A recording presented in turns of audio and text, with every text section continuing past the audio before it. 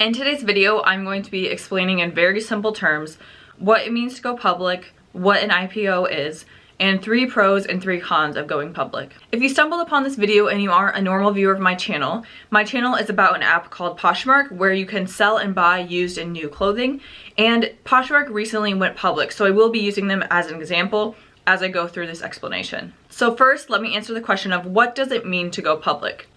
To answer this question, I'm going to go back to the early days of Poshmark. I don't actually know exactly what happened in the early days, but I'm going to hypothesize what could have happened and what typically happens with a company. So let's say in the early days, Manish comes up with this idea for the app. Manish is the CEO of Poshmark. And he starts to develop the app. Then he tells his friends about it, gets friends to use the app, and people start to buy and sell and send each other their clothing, and he starts to get some traction with the app. Maybe he hires on Tracy at that point, who is the SVP of marketing. Again, I don't know exactly the history of the company, but hypothetically, he creates this app, he gets somebody else on board who helps him market the product, and he starts to get more and more users using the app. So maybe at this point, he invests some of his own money. Say he has $1 million from previous work, and he takes this $1 million and invests it maybe to get another developer to help him develop the app further, or maybe he uses it towards marketing to push the app further. So right now the company is private, it's very small, and they're just trying to get people to use the app and trying to improve the actual app. Now let's say he gets to the point where they're starting to get some traction. People in California are using the app, and they have a few things that now they would like to do, but they don't have enough money yet. Maybe they're getting a little bit of profit in, but to do the next things they want to do, they need a big influx of money. Say that they want to increase marketing throughout California, maybe hire a couple people just to focus on customer service issues, maybe hire another developer or another marketing person to develop the app further, market the app more. So now maybe they will go to what are called angel investors. So angel investors are individual people who have money that they want to invest. And so it could be, say, a CEO of a former company. You know, he worked his whole career, made millions of dollars. Now he's retired and he's interested in investing in some of these more risky investments, like a brand new startup company that's just getting going. So Manish, or I'm just using Manish as an example. Again, I don't know for sure what happened at the beginning. I'm just kind of hypothesizing. So Manish might go to this angel investor and say, here's the sales pitch. Here is the company we have. Here's the product we have. Here is the experience we've had so far with the app, the profit we've had. Here is our vision for the company, and this is what the money you give us will be used for. And then you also then have to give them some ownership in the company. So in exchange for the money they give you, you give them some percentage ownership in the company. So in the future, if the company is sold or if you go public, which again I'll get to, then they have that percentage of ownership. So anyways, at this point, your angel investor gives you money so that you can further market, further expand your app. Okay, now you get further down the road. You have covered California. The app is doing really well. You're making good profits, but again, you want to make a massive expansion. You want to expand to the entire US, do marketing across the US, and you need a big amount of money to build the structure. You need to hire more developers. You need to hire more customer service reps. You need to spend the money on advertising. So now you find a venture capitalist firm. Venture capitalists are, I mean, I'm not 100% sure, but I think it's like a bunch of individual investors that have millions of dollars get together, or it can be companies that get together to invest money. And you go, so they have more to invest than these angel investors, the individual investors. So you go to the venture capitalist and say, we need X million dollars. And again, you tell them the story. This is the past profitability of the company. This is what we want to use the money for. This is the portion of the company that you will now own because of your investment.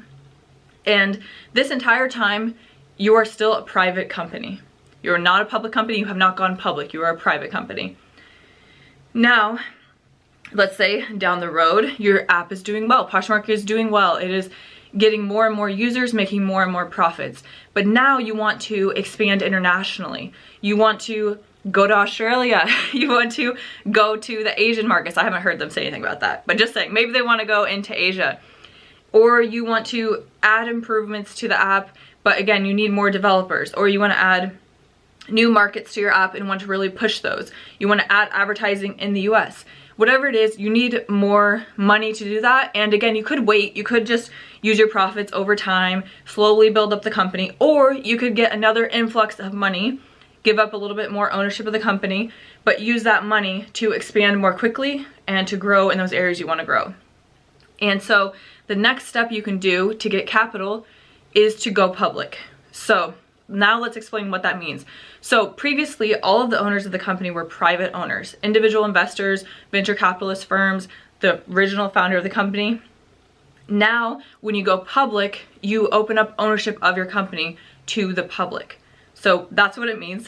And the way you open up ownership is to sell public stock in your company. So now that we've talked about hypothetically how it worked from having one person starting an app to going public, let's actually talk about what you can see in Poshmark's prospectus. So on page 136 of the prospectus, you can see a split of the current ownership of the company, or I guess the previous before going public. So you can see that Mayfield owns 26% of the company, which is 17.2 million shares. And Mayfield is a venture capitalist firm. And if you go to Mayfield's website, there is an article written by one of the managing partners of the firm talking about his partnership with Manish and that he was the initial large investor into the company. So I don't know if Manish really had angel investors or if he just went straight from here's the app to this venture capitalist firm is investing in the company. But Mayfield is a venture capitalist firm. Then you have GGV Capital and Menlo Ventures, again, more venture capitalist firms that invested along the way into Poshmark. And here you can see that they're splits of the ownership of the company. All right, next let's talk about what is an initial public offering. So Poshmark has decided that they want to go public. They want to issue shares to the public in exchange for capital. So at this point, a few things have to happen.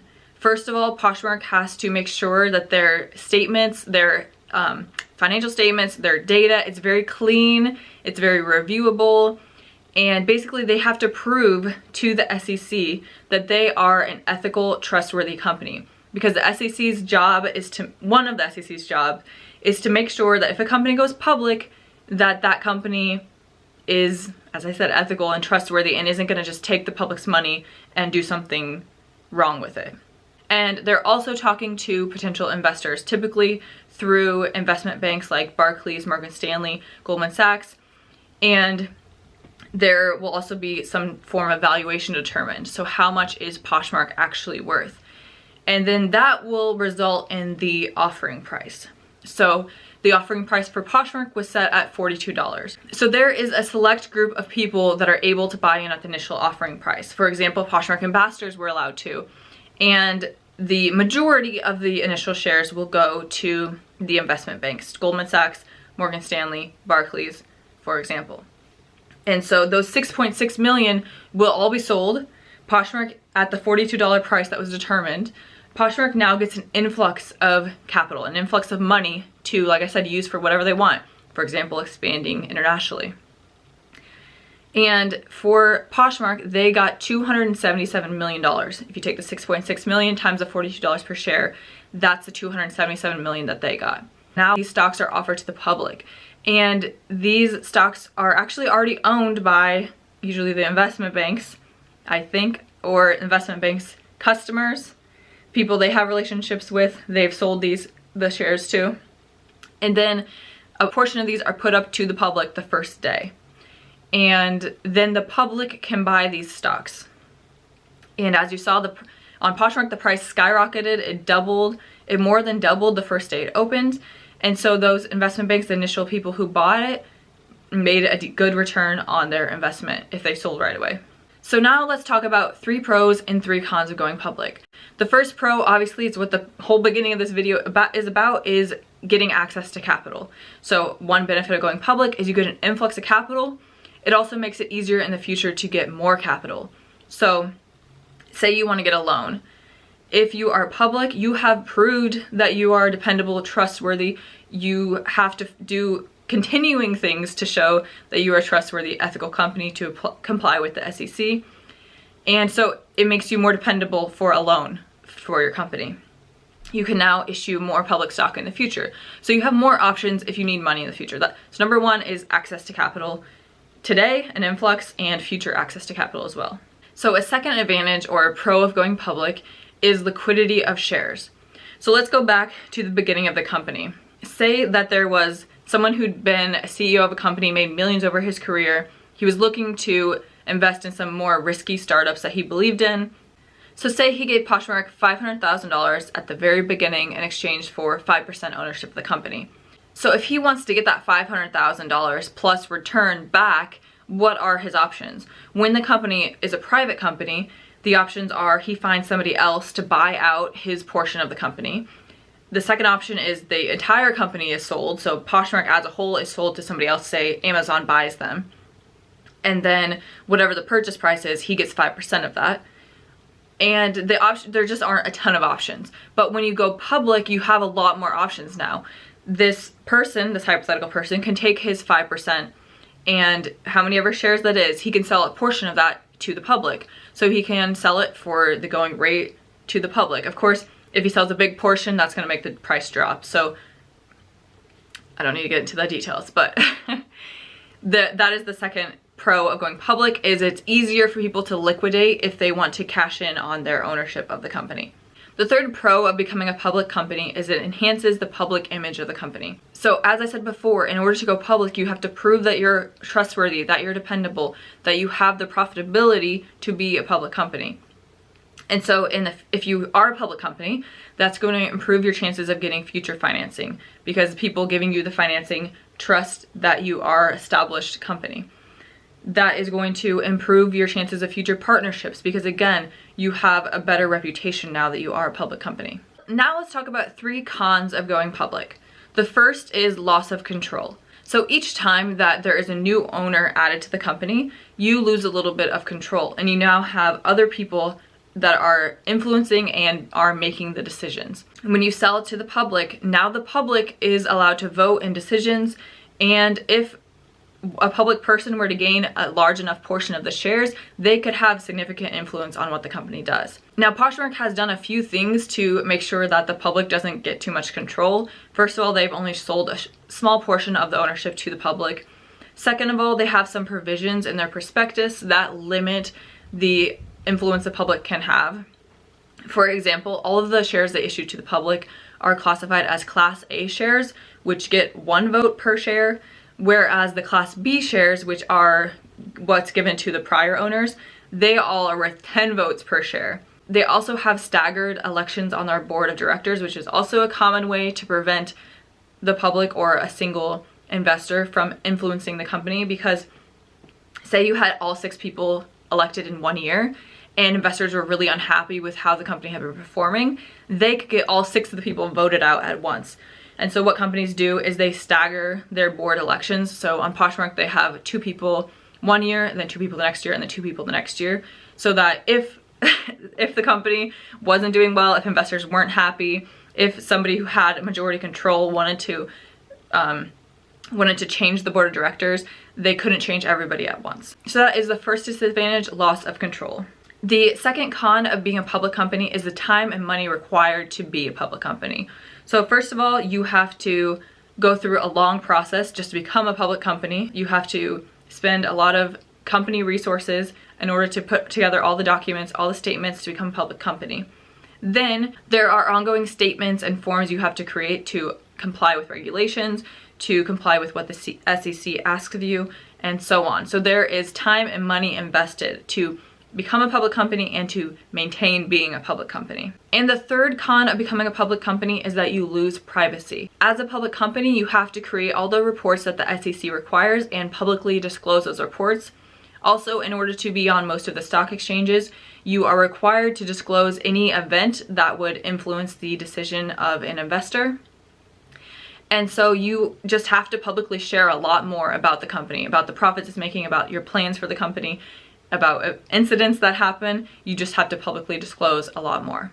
To wrap up this video, I wanted to address a couple comments I got on my video about Poshmark's prospectus, saying that since Poshmark is public now, they are going to change. They're going to be focusing on profits, and basically they're going to gouge us as sellers in order to make more money.